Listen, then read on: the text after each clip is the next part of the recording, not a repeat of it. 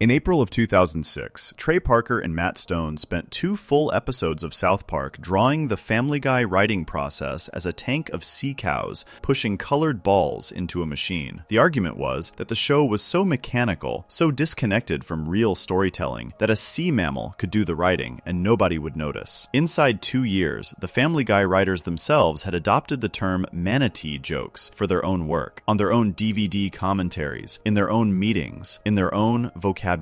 The show being mocked agreed with the mockers so completely that the mockers' insult became the show's professional shorthand. Family Guy is the most successful copy in modern animation history. 2 federal lawsuits, a documented rivalry with The Simpsons, a recycled student film at the Foundation. Tonight, we walk through the receipts. Welcome back to Red Umbrella. Let us begin. The Larry Problem. The show was a recycle of a recycle. Before there was a Peter Griffin, there was a Larry Cummings. Before Brian, there was Steve. Before the city of Quahog, there was a small student film made in a college kitchen in Rhode Island on a budget that would barely buy groceries today. The story most people know about Family Guy starts in 1999, with the show airing right after the Super Bowl and pulling in 22 million viewers. The story almost nobody talks about starts 4 years earlier, in 1995, in a senior thesis project at the Rhode Island School of Design. Seth MacFarlane was 21 years old. He needed a final project to graduate.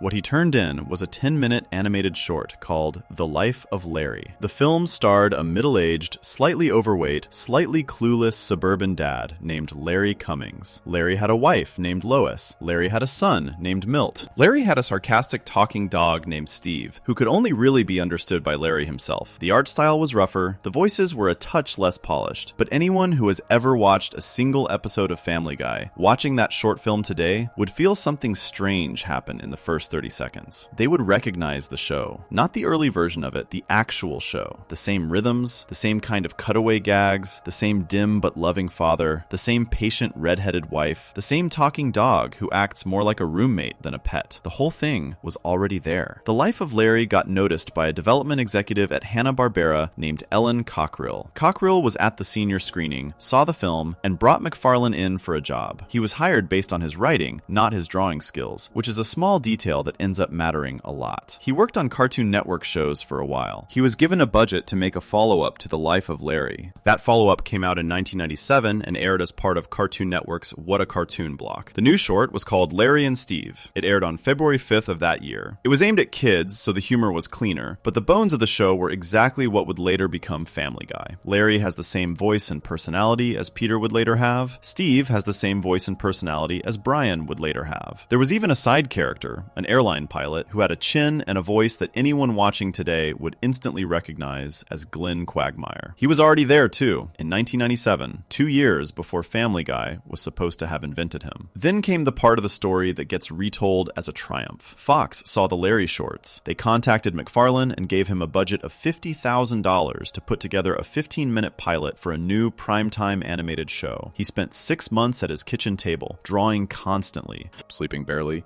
He pitched the finished pilot to Fox on May 15th, 1998. Fox greenlit the show. The first episode of Family Guy, called Death Has a Shadow, aired on January 31st, 1999, after Super Bowl 33. The legend was born. Here is the part of the legend that does not survive a careful look. The reason Death Has a Shadow felt so confident, so fully formed, so much like a show that already knew what it was, is that the show already existed. It had existed since 1995. The original pilot of Family Guy, the one MacFarlane drew on his kitchen table in 1998, was not a fresh creation. It was a redraw. Larry got rounder and was renamed Peter. Steve got slimmer and was renamed Brian. Lois stayed Lois because Larry's wife had also been named Lois. Milt got renamed Chris and turned into a teenage version of the same character. The dog and the dad still had the relationship the dog and the dad had always had, where the dog was the smart one and the dad was the loving idiot. MacFarlane himself has described the difference between the two in the simplest possible terms. He said the only real distinction was that the first one screened in his dorm room and the second one screened after the Super Bowl. The reused parts go deeper than the characters. Specific jokes that appeared in The Life of Larry in 1995 were dropped almost word for word into the very first episode of Family Guy in 1999. There was a flashback in The Life of Larry where Larry sees the city of Philadelphia for the first time. That same flashback, in almost the same form, appears in Death Has a Shadow as a Peter Griffin gag. There is a joke in The Life of Larry where Larry farts for the first time at age 30 and is so confused confused about what just happened that he fires a gun in a panic. That joke, slightly cleaned up, appears in the Family Guy pilot. There is a brief gag in the original short where God is shown getting embarrassed by a priest who keeps bringing up how badly God treated the character Job from the Bible. That gag appears in Death Has a Shadow. There is a Star Trek parody in Larry that shows up almost untouched in the second Family Guy episode, I Never Met the Dead Man. This is where the word recycle starts to feel like the right one. A normal creative process involves a person learning, growing, and eventually creating something new. A recycle is something else. A recycle is taking the same material, melting it down, and pouring it into a slightly different mold so it can be sold again. The pilot of Family Guy was not a writer pulling from his old work for inspiration. It was a writer running the same gags through a slightly more polished version of the same machine. Even the live-action wraparound segments from The Life of Larry, where McFarlane sits at home being served snacks by a friend dressed as a butler,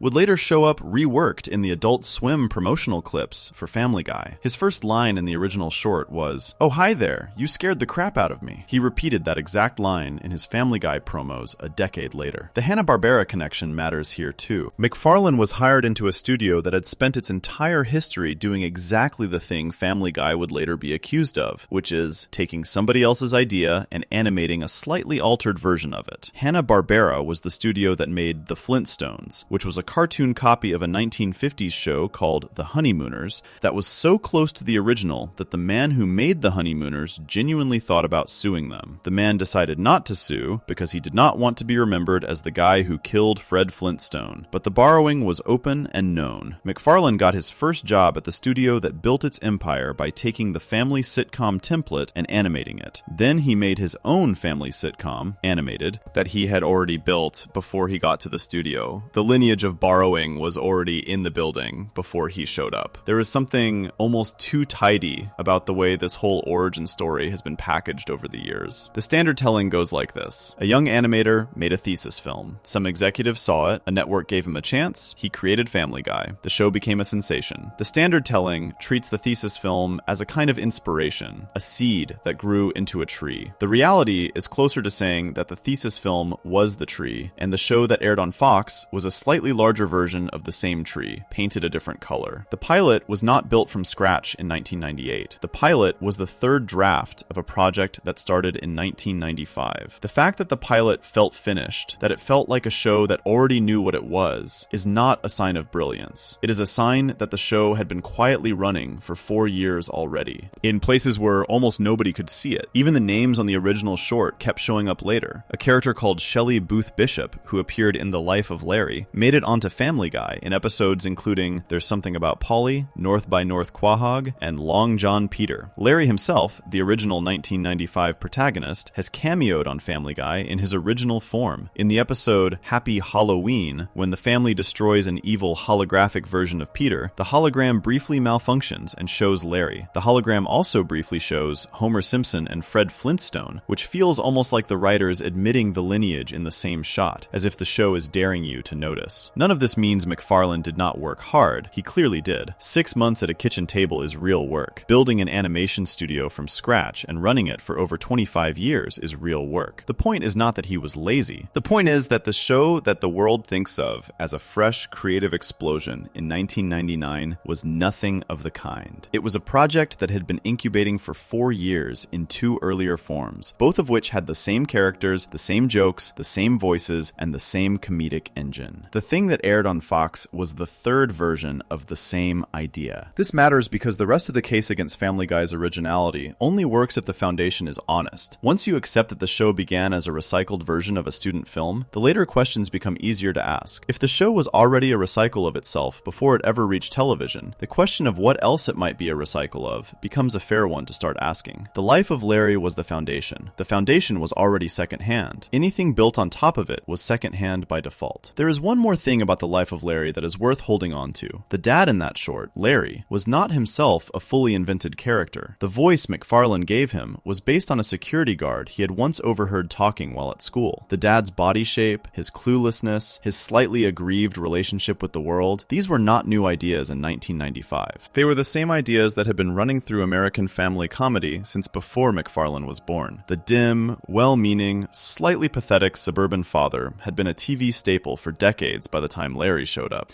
So even the original character, the one Family Guy was eventually built on top of, was already a copy of a type that was 40 years old. Before we move on, if you're enjoying this analysis, please consider subscribing. It helps the channel tremendously. That observation leads directly to a much harder question, one that opens up the next part of this whole investigation. If the show began as a recycle of a student film, and the student film was itself built on a character type that had been around since the 1950s, then the trail does not end at the life of Larry. The trail keeps going. Peter Griffin, the character we now think of as the face of one of the longest-running animated shows in history, did not just come from Larry. Larry came from somewhere too, and the somewhere he came from has a name. Section 2. Peter Griffin is not one character, he's a stack of 3. The character that the trail leads to first lived in a small apartment in Brooklyn. He drove a bus for the Gotham Bus Company. He came home tired, sat at his kitchen table, fought with his wife about money, and dreamed of a get-rich-quick scheme that would never work. His name was Ralph Cramden. The show he lived in was called The Honeymooners. It started as a sketch on a variety show in 1951, became its own series in 1955, and ran in repeats for the next 60 years, becoming one of the most copied templates in American television history. Ralph Cramden was loud. He was overweight. He was a working-class man who genuinely believed he was a step away from greatness, and the show kept proving, gently and sometimes cruelly, that he was wrong. He had a long-suffering wife named Alice, who put up with his bluster. He had a best friend named Ed Norton, who was dumber than him and yet somehow ended up being right more often. Ralph had a famous line he would shout at Alice when he got pushed too far. He would raise his fist and yell that he was going to send her straight to the moon. He never followed through. He always came back at the end of the episode and admitted that Alice was the greatest thing in his life. The show lived in that gap between the man Ralph pretended to be and the man he actually was. Ralph Cramden was not just a character, he was a template. Within 5 years of The Honeymooners going off the air, the studio Hanna-Barbera made a cartoon called The Flintstones that copied the template so closely that the actor who played Ralph, Jackie Gleason, seriously considered suing them. Fred Flintstone had Ralph's body shape, Ralph's job at the bottom of the food chain, Ralph's loud temper, and Ralph's patient wife. Fred even had a best friend named Barney, who lived in the role Ed Norton had occupied. Gleason ended up not suing because his publicist asked him a single question. Did he want to be remembered forever as the man who killed Fred Flintstone? He did not. He let it go. The Flintstones aired for 6 years on primetime television and became one of the most successful animated shows of the 1960s,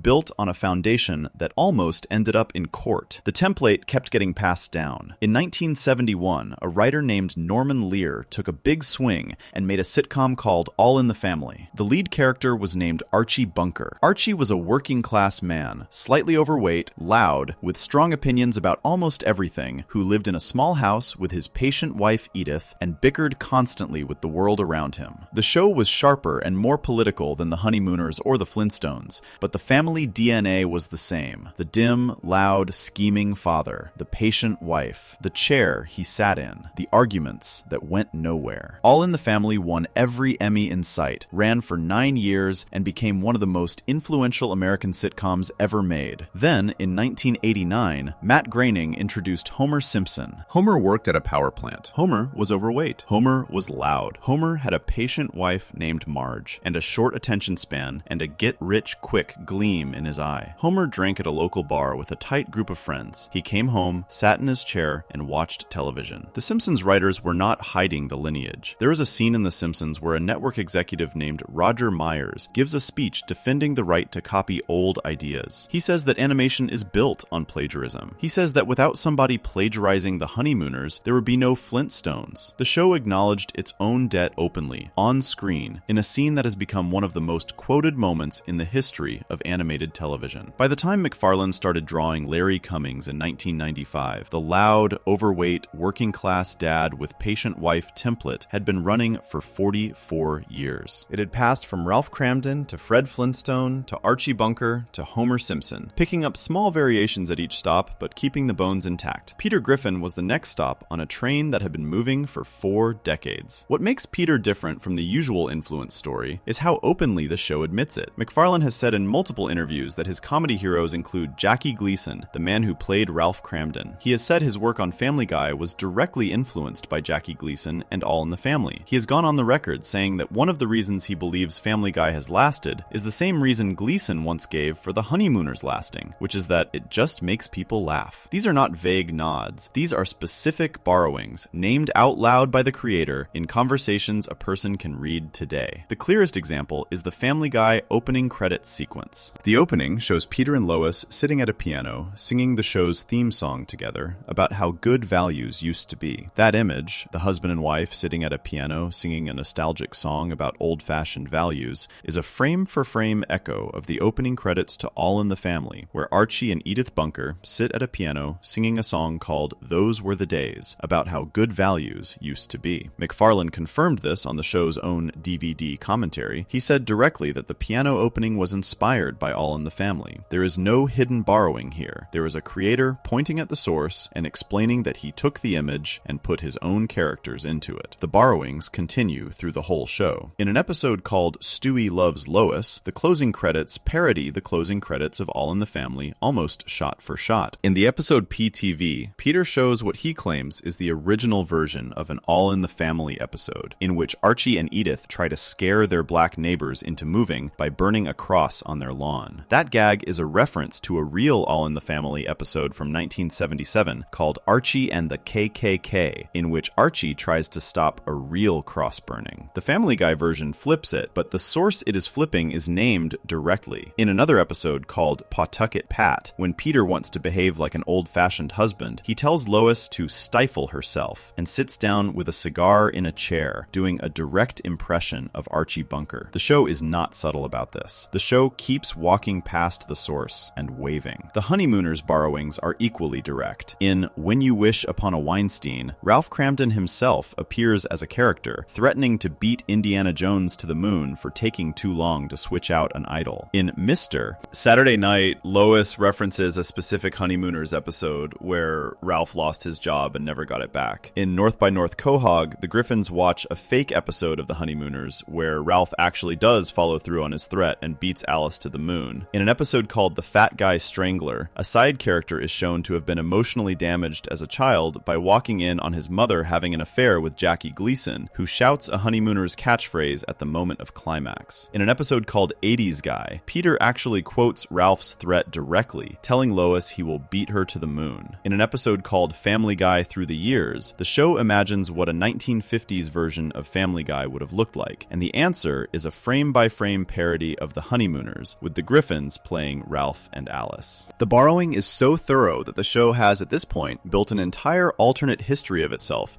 in which it is just openly the Honeymooners, with the names changed. The connection to Homer Simpson sits in plain view, and the show has admitted it more than once. In the episode Big Man on Hippocampus, Peter loses his memory and cannot remember his own catchphrase, so he defaults to using Homer's catchphrase, the famous frustrated grunt that Homer uses on The Simpsons. The joke only works because the writers are admitting that Peter is so close to Homer that, without his memory to remind him of the difference, he would just become Homer. In another episode called Save the Clam, a drunken Peter lists his greatest moments in life, and the moments he lists are not Family Guy moments. They are Simpsons moments. He talks about Maggie's first word, about the famous Mr. Plow episode, about Bart jumping a canyon on a skateboard. The show, in that scene, lets Peter accidentally confess that the highlights of his own existence are scenes from another show entirely. The most direct admission of all comes in an episode called Guy Robot. In that episode, Peter, drunk again, says out loud that the show actually steals a lot from The Simpsons. There is no metaphor here, no symbolism. The character voiced by the show's creator says, on the show, that the show steals a lot from The Simpsons. It is the kind of joke that only works if the creator and the audience and the writers are all in agreement that the borrowing is real. If the borrowing were not real, the joke would not land. The line is the punchline of an inside joke that the show has been telling on itself for years. What is interesting about all of this is that none of it is hidden. MacFarlane has not tried to claim Peter Griffin came out of nowhere. He has openly said that his influences include Jackie Gleason, Norman Lear, and Matt Groening. He has put their characters and their templates inside his own show, on purpose, with credit. The case against Family Guy's originality on the character of Peter Griffin is not a case the show is trying to deny. It is a case the show keeps making, year after year, in episode after episode, by walking up to the source material and pointing at it. The defense usually offered for this is that all comedy borrows. That defense has a real point inside it. The Simpsons borrowed from the Flintstones, which borrowed from the Honeymooners,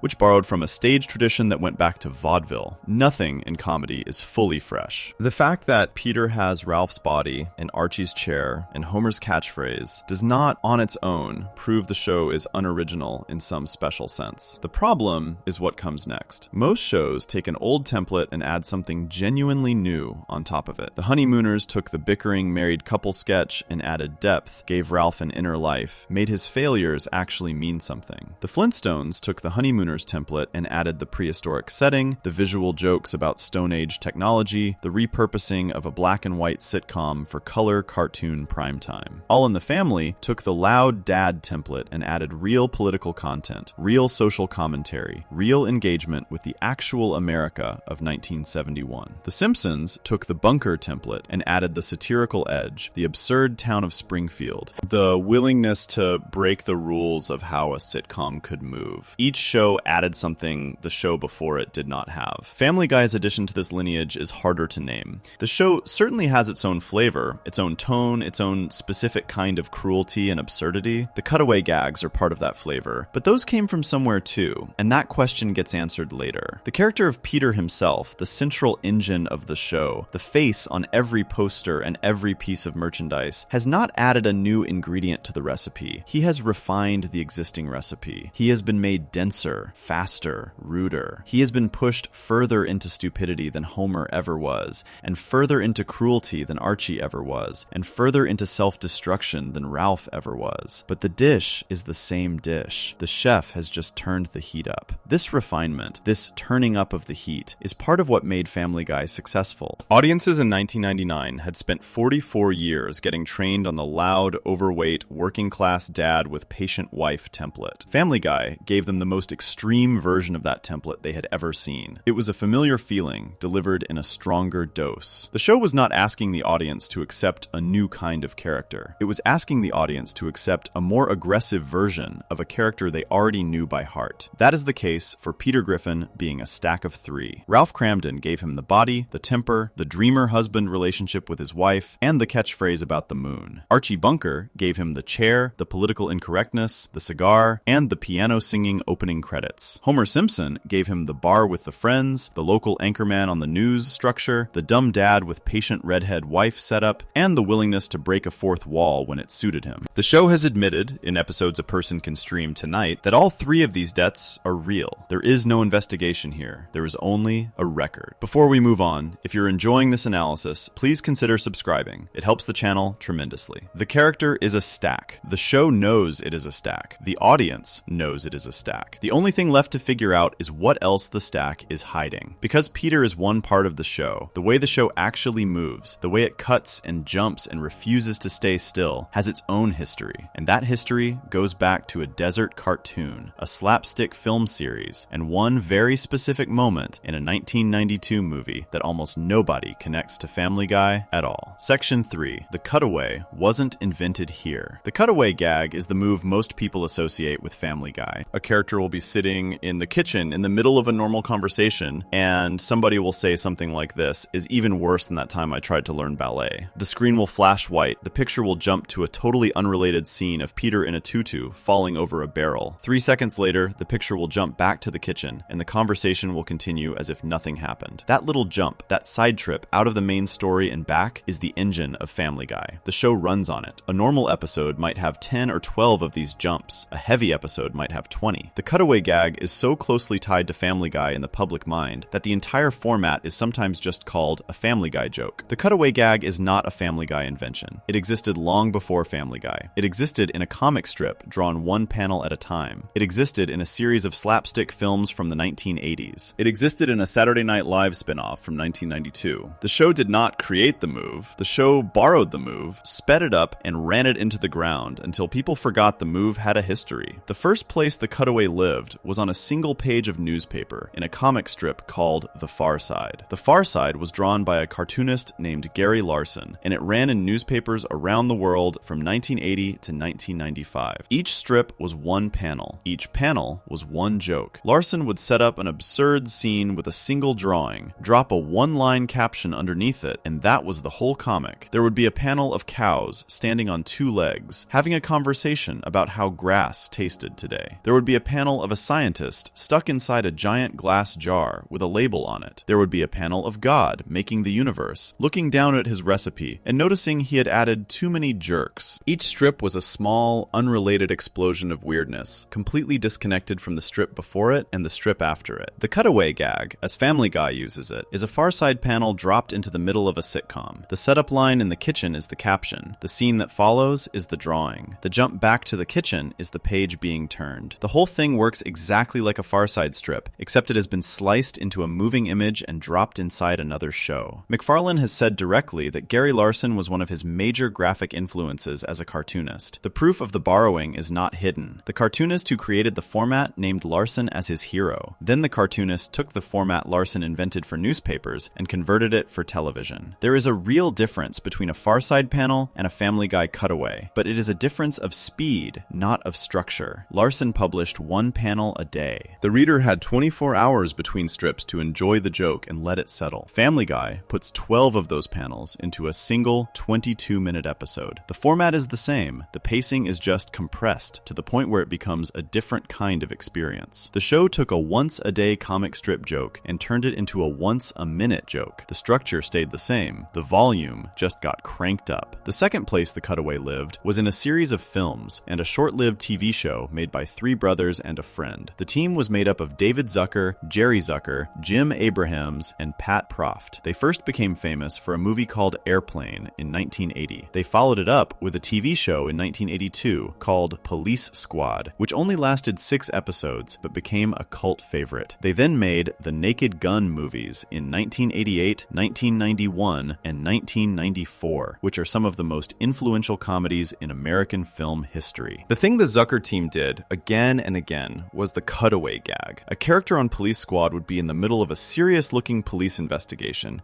and somebody would mention that they were going to deal with the criminals once and for all, and the screen would jump to a totally unrelated shot of a man getting hit in the face with a fish, and then it would jump back. A character in the Naked Gun would say something like, "Things were really getting out of hand," and the screen would jump to a shot of giant disembodied hands knocking over buildings, and then it would jump back. The setup line, the visual punchline, the jump back to the main scene, the exact engine Family Guy runs on. The Zucker team built that engine in the early 1980s, ran it through a TV show and 3 movies, and made it one of the signature moves of American screen comedy by the time McFarlane was in middle school. The borrowing here is not just a vibe, it can be time-stamped. Family Guy has an entire episode called PTV, which aired in 2005. The opening of PTV is a parody of the opening of The Naked Gun, the 1988 film. Stewie is unmasked and revealed as a fake terrorist, just as Leslie Nielsen's character was in the original. The opening credits of PTV are a copy of the opening credits of Police Squad and The Naked Gun, with the camera following Stewie's tricycle the way the original films followed a police car. The music underneath the sequence is the actual music from the original films, written by a composer named Ira Newborn. There is a fight between Stewie and Osama bin Laden that mirrors a sword fight from a Star Wars movie. The Family Guy Wiki, which is run by fans of the show, describes the entire opening of PTV as a direct parody of the opening of The Naked Gun. The show went on the record in its own materials that this was a copy. The third place the cutaway lived was in a film from 1992 called Wayne's World. Wayne's World started as a sketch on Saturday Night Live in 1989, where 2 heavy metal-loving teenagers named Wayne and Garth would host a public access cable show from a basement. The film version came out in 1992 and made over $180 million. One of the moves Wayne's World popularized was the dream cutaway joke, where a character would say something like, "Let's pretend," and the screen would shift to a fantasy version of what was being described, and then the screen would shift back. The film was full of these. There is a moment where Wayne is daydreaming about his ideal romantic moment with a woman named Cassandra, and the screen jumps to a slow-motion fantasy of the 2 of them on a beach, and then it jumps back. There is a moment where Wayne lists what would happen if the band's tour failed, and the screen jumps to a cartoon version of the disaster, and then it jumps back. The pace was faster than Police Squad. The pace was slower than what Family Guy would later do. The format was identical. The cutaway, by the time Family Guy started borrowing it in 1999, had been a working format in American comedy for 19 years. It had moved from comic strips, to films, to TV shows, to sketch comedy. Every version had used the same engine: the setup line, the cut to something unrelated, the cut back. Family Guy's contribution to the format was speed. The show ran the move so often, so fast, and with so little connection connection to the rest of the plot that the format eventually became more associated with Family Guy than with any of the original creators. By the late 2000s, an entire generation of viewers thought Family Guy invented the cutaway. The original sources had been so completely paved over that the road no longer had a sign on it. There is a smaller borrowing inside this larger one that is worth holding on to. Family Guy's cutaways often follow a specific phrase. A character will say, "This is even worse than that time," or "This is just like the time," and the cutaway will follow. That phrase pattern itself is borrowed. The Far Side did not use it because the Far Side did not need it, since the Far Side was just one panel at a time. Police Squad and The Naked Gun did not use it because their humor was straight-faced. The phrase pattern came from a different source. It came from sitcom writing in general, and specifically from the kind of throwaway flashback gags that older sitcoms had been using since the 1960s. Family Guy combined the comic strip structure of Larson, the visual gags of the Zucker films, and the connecting phrases of older sitcoms into a single, unified format. The combination was new in a small sense. The pieces were all secondhand. The Simpsons writers noticed all of this in real time. The Simpsons had occasionally used cutaway-style gags in its early years. After Family Guy started running them at high speed, the Simpsons writers actively pulled back on the format. According to a DVD commentary recorded by the Simpsons production team, the writers stopped writing cutaway gags on purpose because Family Guy had taken over the format so completely. The Simpsons writers did not see the move as their property to defend. They saw it as a tool that another show had picked up and started using, and they did not want to be confused for the show using the tool. The cutaway, in other words, was not a Family Guy invention even by the standards of the show that came right before it. The format had been around long enough that one of the most successful sitcoms in television history could just choose to stop using it without anybody feeling like the move had been taken away from them. The original creators of the format have been quiet about the borrowing. Gary Larson retired from drawing The Far Side in 1995, 4 years before Family Guy aired, and has stayed mostly out of public life since. The Zucker brothers have not made it a public issue. Mike Myers, who created Wayne's World, has not weighed in. There has been no lawsuit, no public fight, no formal complaint. This silence is part of what has let the borrowing fade from the public memory. The original creators did not push back, so the link between their work and Family Guy's work was not constantly reinforced. Without that pushback, the format simply became Family Guy's property in the public mind, even though the receipts for the borrowing are on the record for anyone who wants to look. The case against the show's originality, when it comes to the cutaway, is not that the format is bad, or that the show should have done something different. The format is great. That is why so many other people invented it before Family Guy did. The case is just that the format has a paper trail, and the paper trail starts in 1980 with a comic strip about cows, runs through 1982 with a slapstick TV show about a clueless detective, runs through the late 1980s with a series of slapstick films, runs through 1992 with a movie about two basement-dwelling rock fans, and only arrives at Family Guy in 1999 as the latest stop on a route that already had 4 major stations on it. The show took the format and made it run faster than anyone else had run it. That is a real skill. Speed is not nothing. Compression is not nothing. There is a real argument that what Family Guy did with the cutaway is just as important as what Larson and the Zuckers did before. But that argument is a different argument from the one that says the show was original. Speeding up something somebody else built is not the same as building it. A faster car is still a car. The car was invented before you got to it. Before we move on, if you're enjoying this analysis, please consider subscribing. It helps the channel tremendously. By 2006, all of these borrowings, the character template from the Loud Dad lineage, the cutaway from Larson and the Zuckers, the gags lifted from McFarlane's own student film, had piled up into something that could no longer be ignored. The pile was big enough that it became impossible for the rest of the comedy world to keep treating Family Guy as just one more show in the lineup. Something was going to have to give. And what gave, in April of that year, was a 2-part episode of South Park that walked into the conversation and changed the way Family Guy was talked about for the rest of its run. Section 4, Cartoon Wars, when South Park diagrammed the theft. The episode aired on Comedy Central on April 5th, 2006. It was the 3rd episode of the 10th season of South Park. The title was Cartoon Wars Part 1. A week later, on April 12th, the 2nd part aired. Together, these 2 episodes did something that had never been done in animated television before. One show stopped its own normal storyline to spend 44 minutes diagramming exactly how another show was made. Not parodying it, not making fun of its tone, diagramming it, drawing the writing process on the screen and labeling the parts. The setup of the first episode is straightforward. The town of South Park goes into a panic because Family Guy is about to air an episode that shows shows the Prophet Muhammad. The townspeople are afraid this will lead to a terrorist attack. They bury their heads in sand to show they had nothing to do with it. The boys, Stan, Kyle, Cartman, and Kenny, end up on opposite sides of the question. Kyle thinks Family Guy has the right to air whatever it wants because that is what free speech means. Cartman wants the episode pulled. The two of them race across the country on big wheels to reach the offices of Fox in Hollywood, with the fate of Family Guy resting on which one of them gets there first. What makes the episode unusual is what happens about halfway through. Cartman, who is the loudest character on South Park, the most offensive, the most willing to break every rule, suddenly explains why he wants Family Guy off the air. The reason is simple. He hates being compared to it. He cannot stand that people see his style of humor and assume it is the same thing as the humor on Family Guy. The character delivers the line that became one of the most quoted moments in the show's history. He says that everywhere he goes, people tell him his sense of humor reminds them of Family Guy. He says he is nothing like Family Guy. He says when he makes jokes, the jokes are inherent to a story, that they are deep, situational, emotional jokes based on what is relevant and has a point. Then he says the line that diagrammed the entire problem in a single sentence. He says Family Guy is just one interchangeable joke after another. That word, interchangeable, is the entire critique. A joke is interchangeable when you can swap it for another joke without anything changing. A joke is interchangeable when it does not connect to the characters, the setting, or the story around it. A joke is interchangeable when it could be moved from one episode to another and nobody would notice. The argument Cartman is making, which is the argument the writers Trey Parker and Matt Stone are making through him, is that Family Guy's cutaways do not belong inside their own show. They could be lifted out, dropped into any other Family Guy episode, dropped into a totally different show, and the joke would work the same. Nothing about the cutaway depends on the story it is sitting inside. The second part of the episode took this argument and turned it into a literal picture. Cartman makes it to the Fox studios. He is taken to meet the writing staff of Family Guy. The reveal is one of the most famous gags in animated television. The Family Guy writers are not human beings. They are manatees. 5 large sea cows swimming in a tank with names like Gretchen, Flubber, Tigger, Pete, and Lucy. The manatees produce jokes by pushing colored balls around their tank with their noses. Each ball has one word on it, a noun, a verb, an adjective, the name of a celebrity, a pop culture reference. The manatees push 5 balls into a slot. The slot feeds into a machine. The machine combines the 5 words into a cutaway gag. The episode actually shows the process working. A manatee pushes the words laundry, date, winning, Mexico, and Gary Coleman into the machine. The machine produces a Family Guy joke about Peter winning a date in Mexico with Gary Coleman. This was not a vague insult. This was a working diagram. The argument the South Park writers were making was that Family Guy jokes could be reverse engineered by taking 5 random words and combining them. The implication was that there was no human creativity involved at all. The format was so mechanical that a sea mammal could do the writing and nobody would notice the difference. The episode even built a second layer into the joke. The manatees, the writers explain, will not work if a single ball is removed from their tank. They believe that if every word in the world cannot be used, then no word can be used. Cartman exploits this by stealing one ball, which causes the manatees to refuse to keep producing episodes. The whole show grinds to a halt because of one missing word. The reaction to the episode inside the rest of the comedy world was immediate. According to interviews Parker and Stone gave on the DVD commentary, the writers of The Simpsons sent flowers to the South Park offices. The writers of King of the Hill, another animated show on Fox at the time, called the South Park offices and told Parker and Stone that they were doing God's work. Parker said in an interview that the staff of The Simpsons hated Family Guy more than he and Stone did. Parker actually compared the situation to what was happening with the singer Justin Timberlake at the time, where everybody in the music industry seemed to have an opinion about him that they would only share off the record. The comparison Parker drew was that the entire animation industry felt the same way about Family Guy. They thought the writing was lazy. They thought the show was getting away with something. They wanted somebody to say it out loud, and now somebody had. The South Park writers were specific about what they hated. Parker said in interviews after the episode aired that he and Stone did not want Family Guy taken off the air. They understood that millions of people loved the show. They thought the writers behind Family Guy were genuinely smart people. The objection was not to the show's existence. The objection was to a single technical choice. Family Guy had decided that the joke did not have to connect to the story. South Park believed it did. That was the whole argument. 2 different theories of how a comedy episode should be built, fighting it out in public. What happened happened next is the part of the story that turns the criticism from a parody into a confession. The Family Guy writers, after watching themselves get diagrammed as a tank of sea mammals on national television, did not push back. They did not write an angry response episode right away. They did not deny the charge. What they did instead was something stranger. They started using the criticism as their own internal vocabulary. On the DVD commentaries for Family Guy episodes recorded after Cartoon Wars aired, the writers began referring to their own cutaway jokes as manatee jokes. The word stuck. It became a thing the staff would say to each other in the writer's room. They would describe a particular gag as a good manatee joke, or a weak manatee joke, or as something they should rework because it was too obvious a manatee joke. The vocabulary South Park had invented to mock them became the vocabulary they used to talk about themselves. That detail is what turns the whole episode from an external attack into an internal admission. The Family Guy writers, the people on the inside of the show, watched a parody that said the writing was so mechanical it could be done by sea cows. Their response was to agree. They agreed so thoroughly that they adopted the parody's language as their professional shorthand. The comedians being mocked started using the mockers word for what they were doing. There is no clearer way for one show to say to another, "You got us," than that. Every time a Family Guy writer sat in a meeting and called the joke a manatee joke, they were quietly confirming that South Park's diagram was correct. The diagram was so correct that the diagram became their own language for talking about their own work. The Family Guy writers eventually did make a counterattack of sorts. In a 2009 episode called Spies Reminiscent of Us, Peter and Quagmire end up in a comedy club where Quagmire tries to do clever, wordplay-based jokes and gets nothing from the crowd, while Peter does random pop culture cutaway gags and gets huge laughs. The episode was clearly meant as a defense of Family Guy's style and a shot back at South Park. The shot back was telling Mo. It did not deny that Family Guy's jokes are random and disconnected. It just argued that random and disconnected jokes are funnier. The defense agreed with the criticism on every fact. The only thing it disputed was whether the criticism was actually a bad thing. There was an even more direct response that almost made it onto the show. Seth MacFarlane has said in DVD commentaries that for a 2008 episode called McStroke, his writers had planned a comeback gag. The gag was going to show Trey Parker and Matt Stone at a place called Anal Point, doing things that were too crude to describe in detail. MacFarlane decided the gag was too far. He cut it from the episode before it aired. He said it felt like it was in bad taste. The fact that the gag was even drafted, though, and was only stopped by MacFarlane himself at the last minute, says something about how much the original critique stung. The Family Guy team spent 2 years thinking about a way to hit back, came up with one, and then their own boss had to step in and say, "We cannot actually run this." The wound was real. The retaliation, when it finally came, was muted. There is another piece of evidence from inside the Family Guy team that confirms the manatee critique landed. In an episode called Family Guy Through the Years, Peter mentions, in a list of things the imaginary version of the show has survived, that the show has lived through a pretty good ribbing by those South Park guys. The episode treats the South Park parody as part of Family Guy's official history. The reference is short, almost throwaway, but it is the show putting on its own permanent record that the criticism was significant enough to deserve a mention. A show does not tip its hat to a critic unless the critic landed. The strangest part of the entire feud is what happened to the language outside both shows. The phrase manatee joke escaped Family Guy and South Park and became a real piece of television vocabulary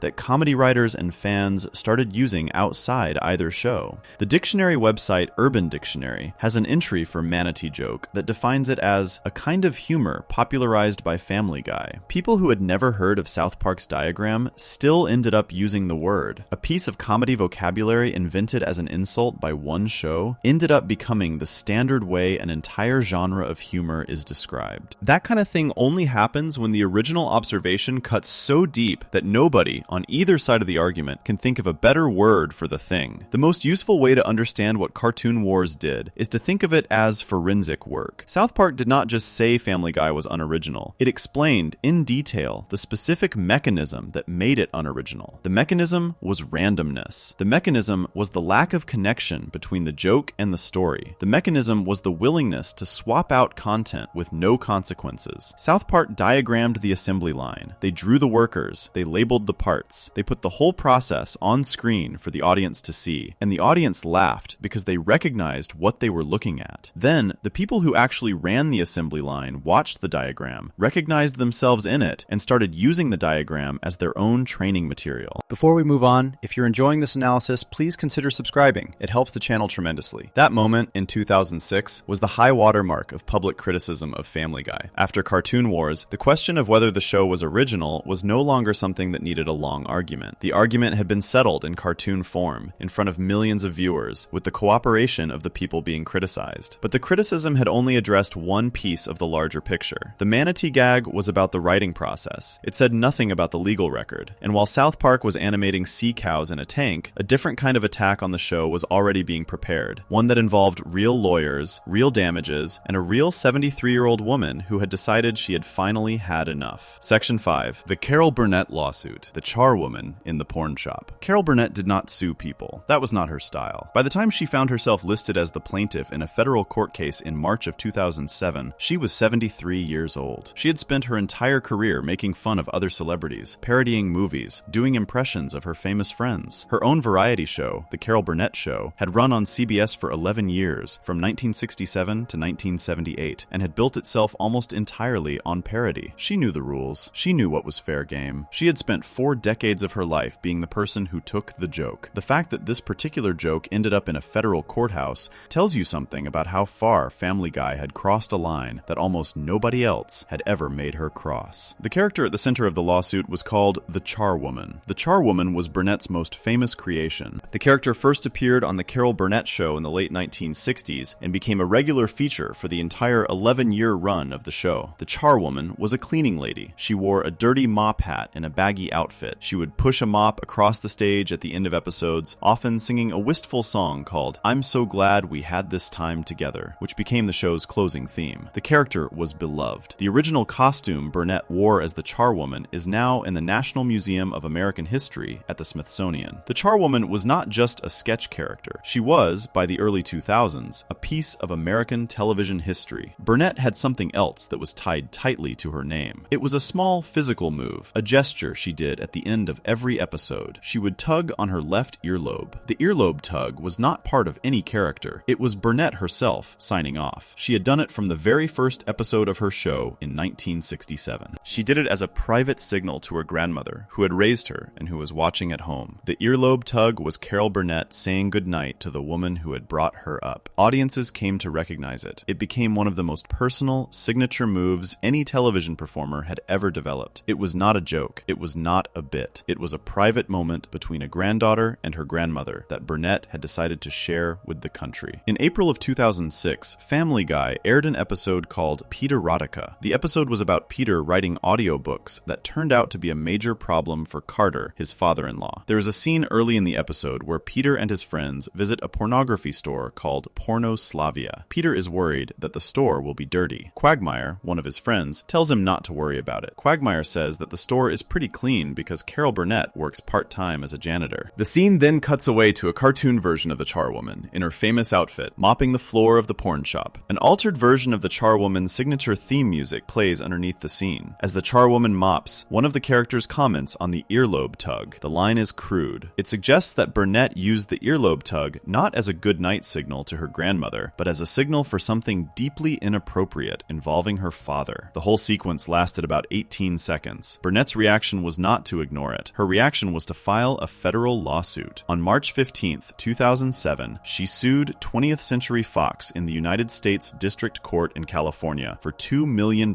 in damages. The lawsuit listed several different charges. It claimed copyright infringement because Family Guy had copied the Charwoman character without permission. It claimed trademark violation because the show had used Burnett's signature musical theme without permission. It claimed violation of her right of publicity, which is the legal right a famous person has to control the use of their own name and image. The complaint Burnett filed described in detail what had been taken. The Charwoman costume was reproduced almost exactly. The blue bonnet the cartoon character wore was a near copy of the original. The musical theme used in the cutaway was a clear alteration of Burnett's actual theme. The earlobe tug, a gesture that had been a private family signal in the original show, had been turned into a sex joke. The complaint argued that the show had taken something Burnett had built carefully over a 40-year career and dropped it into a porn shop for a laugh that lasted less than half a minute. There was a backstory to the lawsuit that did not appear on the surface. According to legal commentary published after the suit was filed, the parody may have been motivated by something that had happened earlier between Burnett and the Family Guy team. Family Guy had reportedly asked for permission to use Burnett's theme song in some other context. Burnett had said no. She had not refused out of spite. She reserved the song for her own personal appearances and special events. It was something she kept for herself. The Family Guy writers, denied the song they wanted, allegedly went ahead and made a cartoon that demeaned the character whose song they had been refused. The lawsuit was a response not just to a single 18-second cutaway, but to what Burnett saw as a kind of revenge for the no she had given them. 20th Century Fox responded to the lawsuit with a written statement that was almost mocking in its tone. The Fox statement said that Family Guy,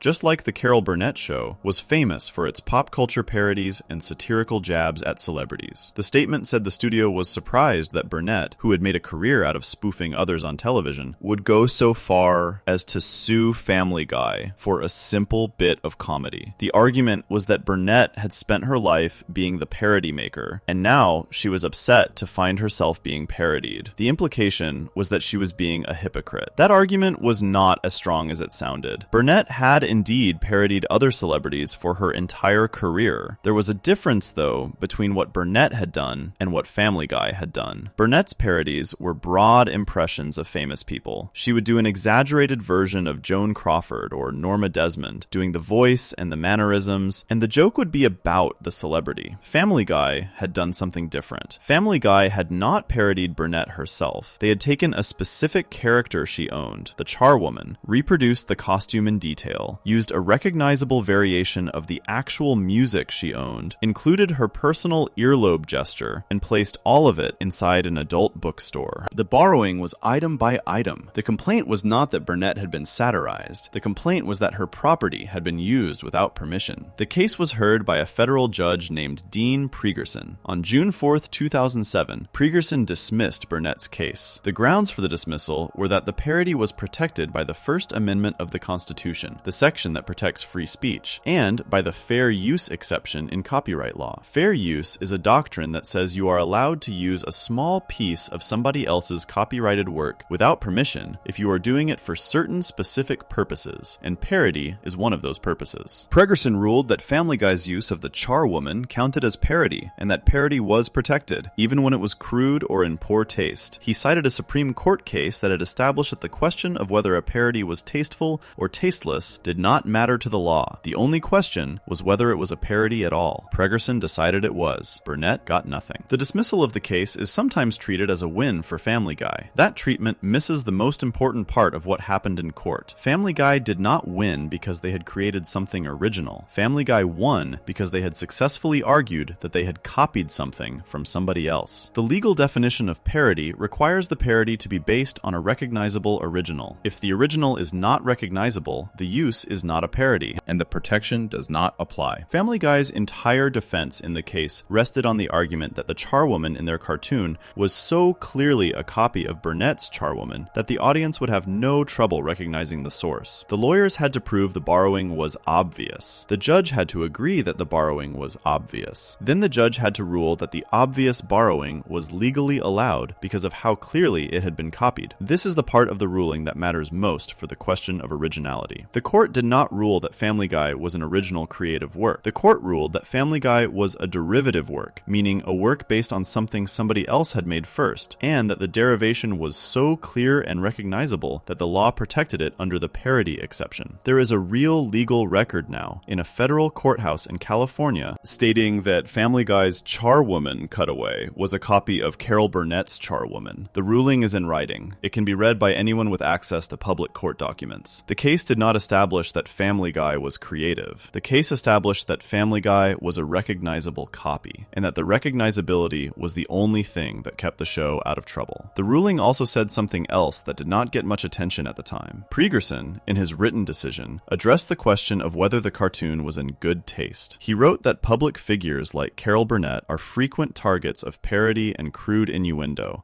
and that there had been a steady erosion in recent decades of any self-imposed restraint on what comedy was allowed to do. The judge was not exactly defending the 18-second cutaway as a great piece of work. He was saying that the legal system had decided, as a matter of law, that even crude and disrespectful uses of celebrity images would be allowed if they qualified as parody. The court was protecting Family Guy not because the cartoon was good, but because the law had decided to protect a wide range of borrowing under the parody umbrella. Burnett did not appeal the ruling. She accepted the loss. She has not commented much on the case in the years since. She has continued to be one of the most beloved figures in American entertainment. The charwoman costume is still at the Smithsonian. The earlobe tug is still associated with her grandmother in every documentary about her career. The 18 seconds of Family Guy footage, meanwhile, are still in the show's library and still air in syndication. The cartoon won the legal fight. The original creator went back to her life. The result of the case is sometimes described as a triumph for free speech. It is also a court record that documents in legal language exactly what was taken from Burnett and how completely it was copied. Before we move on, if you're enjoying this analysis, please consider subscribing. It helps the channel tremendously. The pattern in the lawsuit matters because it would repeat. Carol Burnett was not the only person who would notice a piece of their own work showing up inside Family Guy without permission. There was a song from a cartoon released in 1940, owned by a music publishing company in New York, that had been used as the theme for one of the most successful animated films Disney had ever made. Family Guy had taken the song. They had put new lyrics over it. They had built an entire episode around it. The publishing company that owned the song was about to do exactly what Burnett had done, and the result, this time, would put the actual songwriting process of Family Guy on trial. Section 6. The Bourne Lawsuit, When Disney's Lawyers Came. The song was written in 1940. The men who wrote it were Ned Washington, who handled the lyrics, and Lee Harline, who composed the music. They were working on a Disney animated film called Pinocchio. The film was about a wooden puppet who wished to become a real boy, and they needed a theme song that captured the longing at the center of that wish. The song they wrote was called When You Wish Upon a Star. It was sung in the film by Jiminy Cricket. It won the Academy Award for Best Original Song in 1940. It became, over the next several decades, one of the most recognized melodies in American popular music. Walt Disney himself loved the song so much that he made it the official theme of his entire company. The melody plays at the start of every Disney film. It plays in Disney theme parks. It plays in the introduction to Disney television specials. By the early 2000s, the song had become so closely tied to Disney that for an entire generation of moviegoers, the first few notes of When You Wish Upon a Star were not just a song, they were a brand. The song had been recorded more than 100 times by different artists over the years. It had been covered by Frank Sinatra, by Linda Ronstadt, by Louis Armstrong, by Glenn Miller, by Barbra Streisand. The song was, in legal terms, a closely watched piece of property. The company that held the United States copyright on the song was Bourne Company, a music publishing house based in New York. Bourne Company had bought the rights from the original publisher decades earlier and had been collecting licensing fees on the song for years. Anyone who wanted to use When You Wish Upon a Star in a film, a television show, an advertisement, or a recording had to come to Bourne Company and pay for permission. In the year 2000, the writers of Family Guy decided they wanted to use the song. They were working on an episode that would later be called When You Wish Upon a Weinstein. The plot of the episode involved Peter losing a large amount of money in a scam involving fake volcano insurance. Peter, looking for a way to get the money back, becomes convinced that he needs to find a Jewish person to help him manage his finances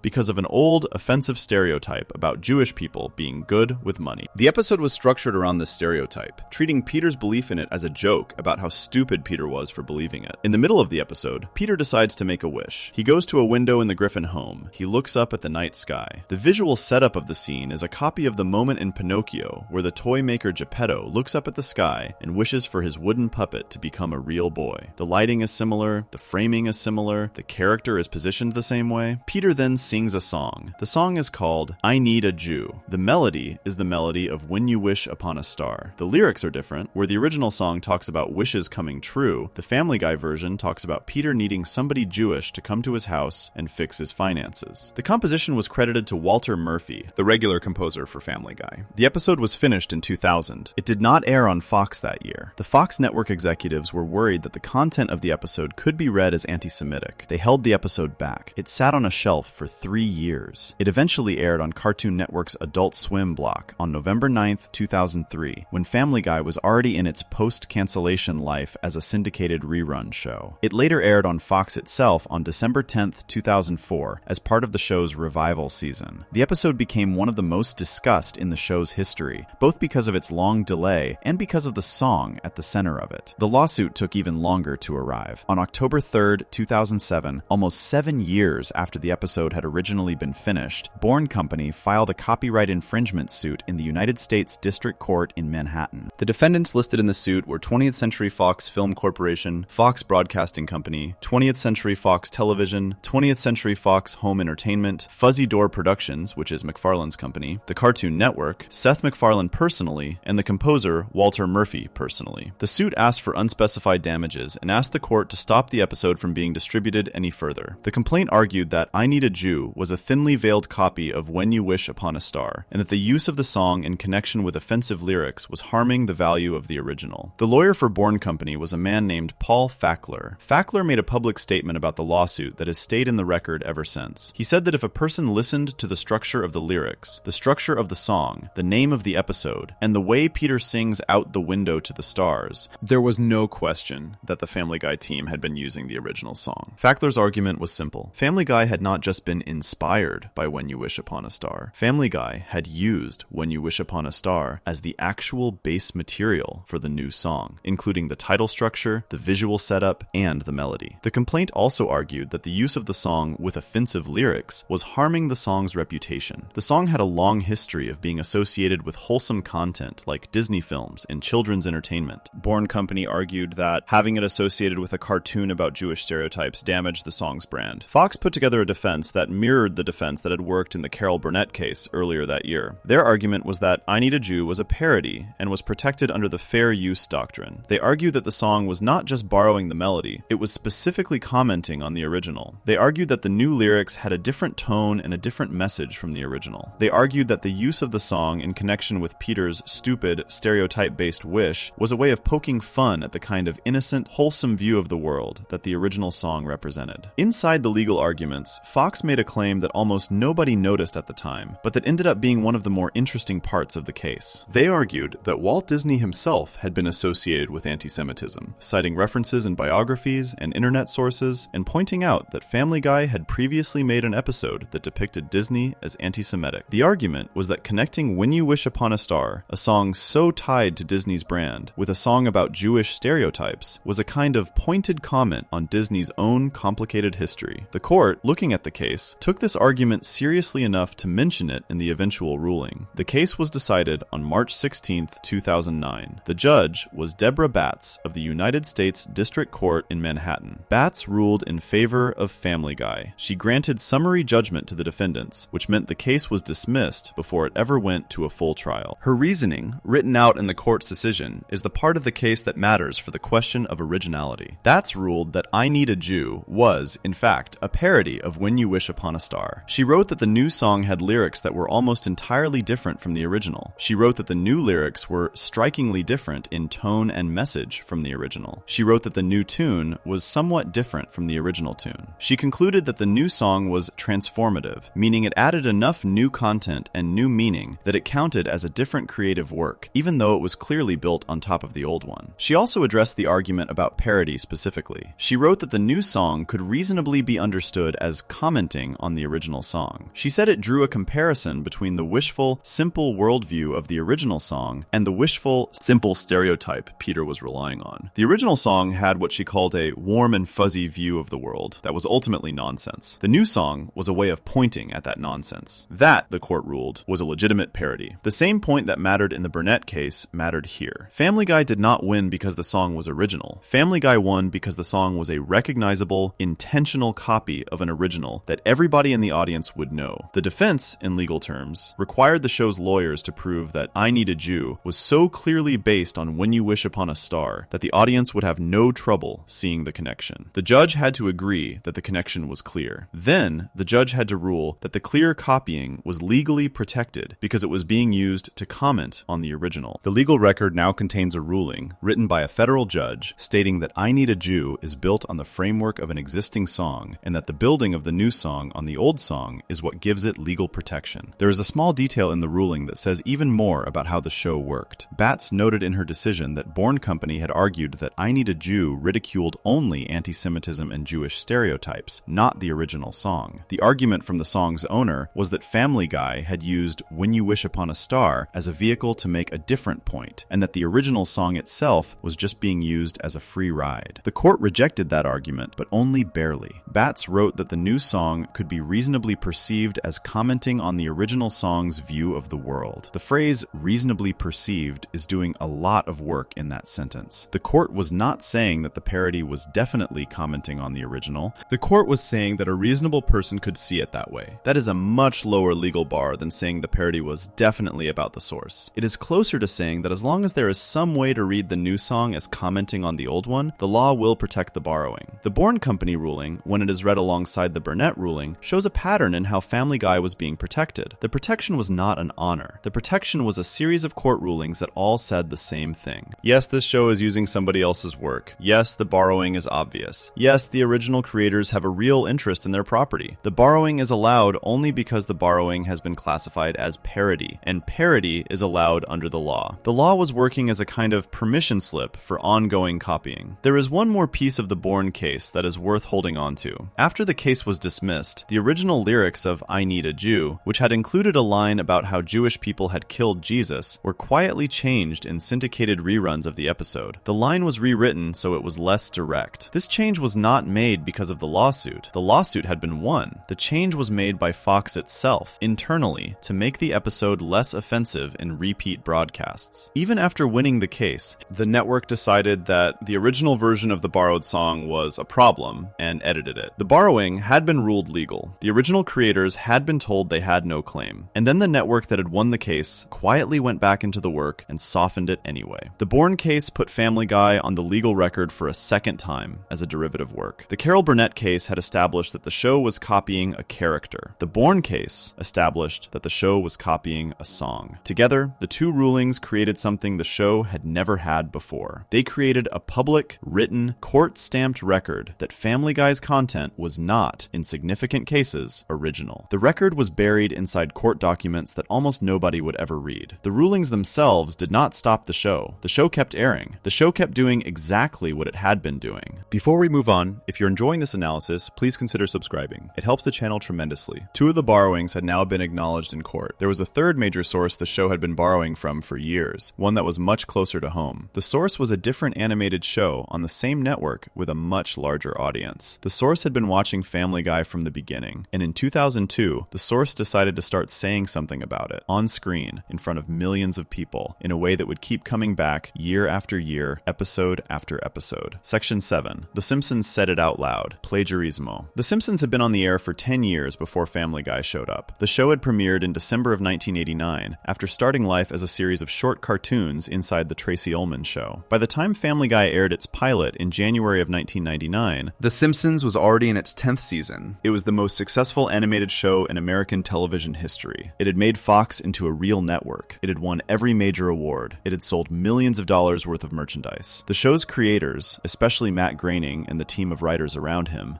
were considered the elders of the animated sitcom form. When Family Guy showed up on the same network, on a similar time slot, with a similar family setup, with a similar style of jokes, the Simpsons writers noticed immediately. The first noticing was private. According to a memoir written by Mike Reiss, who had been a writer and showrunner on The Simpsons since the early years, the younger writers in the Simpsons writers' room reacted to Family Guy with open hostility. Reiss wrote in his book Springfield Confidential that when Family Guy debuted 10 years into the Simpsons run, the younger Simpsons writers were furious. They called the show vulgar. They called it too fast. They called it nothing but pop culture references. The criticisms were the same ones South Park would later put on screen in Cartoon Wars, but they were being said inside the writers' room of the most successful animated show on the network, 4 years before South Park ever weighed in. The criticism eventually got loud enough to leave the writers' room and end up on the air. The first time The Simpsons took a public shot at Family Guy was in October of 2002. The episode was the season 14 premiere, titled Treehouse of Horror 13. The Treehouse of Horror episodes are the show's annual Halloween specials, made up of 3 short, scary stories. One of the stories that year was called Send in the Clones. In it, Homer finds a magical hammock that produces clones of himself. The clones come out of the hammock looking slightly different from each other, with small variations in body shape and personality. By the end of the segment, there is a field full of Homer clones running around. The camera pans across the field. Among the imperfect clones, sitting calmly in the middle of the chaos, is a recognizable figure. It is Peter Griffin. The joke is short. It lasts maybe 2 seconds. The implication is brutal. Peter Griffin is shown to be one of the imperfect clones of Homer Simpson. The Simpsons, on its own air, is calling Family Guy's main character a defective copy of its own main character. There is no narration explaining the joke, no setup. The cartoon does not need to explain itself. The audience in 2002 is is expected to recognize what they are looking at. The show is making the case in a single image. Peter is a Homer clone. Anyone who watches both shows already knows. The shot was direct enough that it could not be ignored. But the next shot, 3 years later, was sharper. The episode was called The Italian Bob. It aired on December 11th, 2005, in the 17th season of The Simpsons. The plot involves the family traveling to Italy to deliver a car. While they are there, a former villain from the show named Sideshow Bob causes trouble.